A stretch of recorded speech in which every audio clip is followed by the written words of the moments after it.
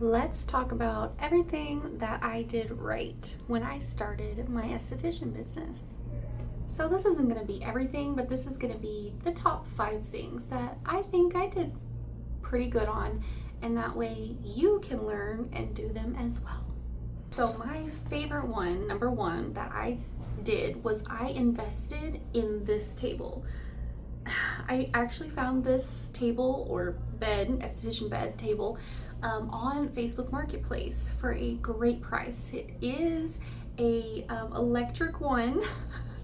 it was expensive. I paid cash for it, and he actually delivered it 2 hours, and I paid the gas. And of course, I did not pay him until he delivered it, right? So be smart about that. But I did not start with a non-electric wooden bed or table.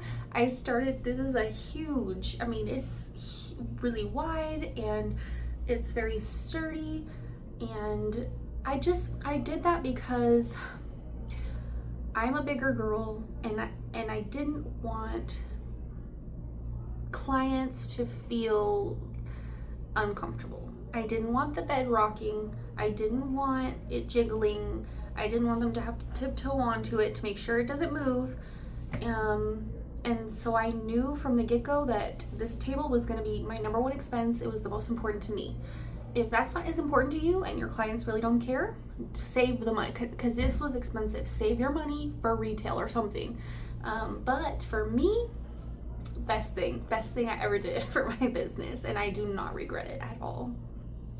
Number 2 thing that I did right was I invested in a booking company. Like, it's Gloss Genius, and most of you probably know that, but I pay extra because they have forms. If you do not pay the extra, like the premium, they don't have the forms on there. And I knew with doing chemical peels and other skincare, like, you're liable for people's skin. And I like the idea of them being able to fill out forms. Another thing is you can have them fill out forms for social media content.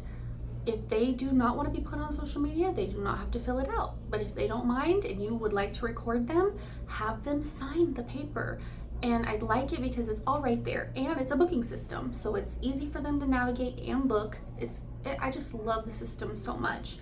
I've never had any issues with it, so I know a lot of people like Square as well. Do your research and figure out what you like.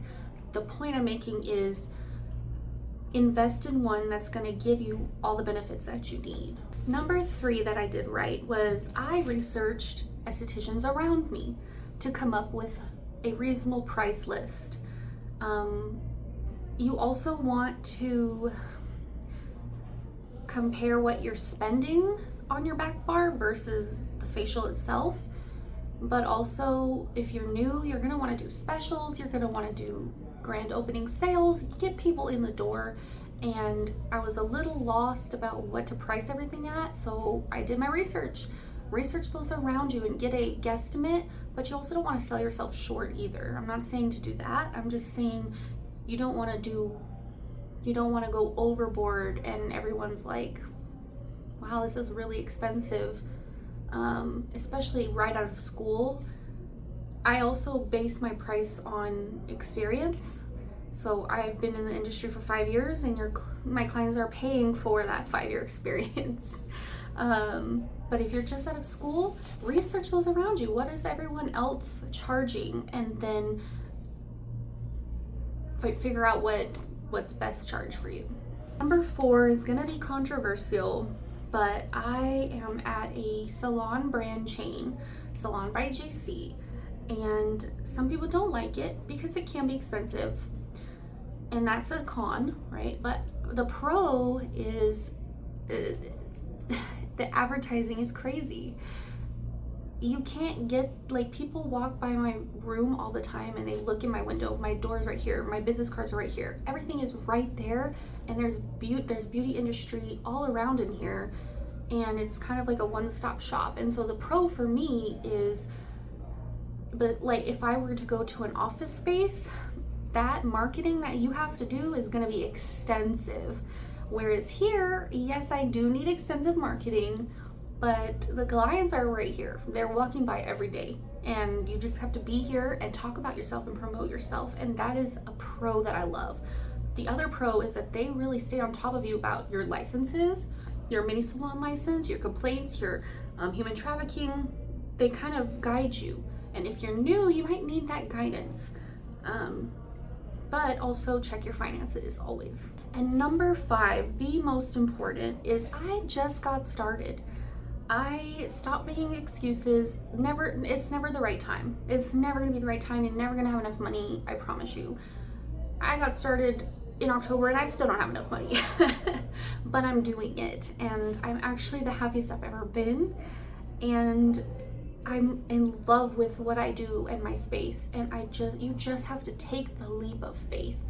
And I know so many estheticians who took that leap of faith and might have failed, but then they got right back into it, and you'll never know if you don't try. What if you don't fail? What if you do amazing? I know lots of estheticians who right out of school did so well their first year, and kudos to them. You know, like everyone's timeline is different. Everyone's success is going to be different, and you will never know unless you just get started. So that's my final best thing that I did for my business, was actually just start my business, because the excuses are always going to be there. The finances are never going to be there. Just get started. It is really the best thing. So yeah, those are the main things that I did right, and I plan on doing a room tour for you shortly, and if there's any other content that you wish to see, drop it down in the comments. If this has helped you, or if you have anything that you did right that you want to share, let us know. And if you like this video, please like and subscribe, follow me on all my social media, and we'll see you in the next one.